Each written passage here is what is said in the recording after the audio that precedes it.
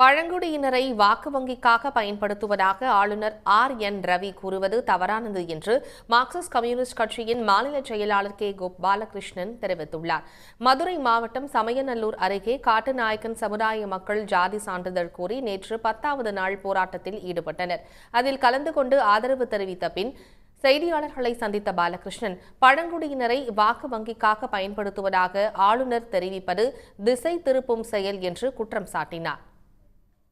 தமிழ்நாட்டில் பழங்குடி மக்களுடைய மக்கள் தொகையே மொத்தத்தில் 1% தான் இருக்காங்க. இந்த 1%க்காக மக்கள் இதை வச்சு வாக்குகளுக்காக பயன்படுத்துவாங்க. இது 99% மக்கள் மற்றவங்க இருக்கிறாங்க. இவங்க ரொம்ப குறைவானவர்கள். இந்த 1% மக்களுக்கு நீங்கள் எல்லாருக்கும் சான்றிதழ் கொடுத்தா கூட அவங்க இந்தியா பூரா போய் வேலை கிடைப்பதற்கான வாய்ப்பு இருக்குது. எனவே இதை வாக்கு வங்கியாக ஆளுநர் சொல்லி திசை திருப்புவதோ ஏதோ வாக்குக்காக தான் இதெல்லாம் பண்ணுறோம் அப்படின்னு சொல்கிறதெல்லாம் பச்சை அயோக்கியத்தனம் என்பதை நான் தெரிவிச்சுக்கிறேன். தந்தைக்கும் தாய்க்கும் ஜாதி சான்றிதழ் இருக்கும் பட்சத்தில் அவர்களது குழந்தைக்கு எவ்வித விசாரணையும் இன்றி ஜாதி சான்றிதழ் கொடுக்கலாம் என்று அரசாணை உள்ளது என கே பாலகிருஷ்ணன் கூறியுள்ளார். அதனை மீறியுள்ள அதிகாரிகள் மீது நடவடிக்கை எடுக்க வேண்டும் என்று அவர் வலியுறுத்தினார்.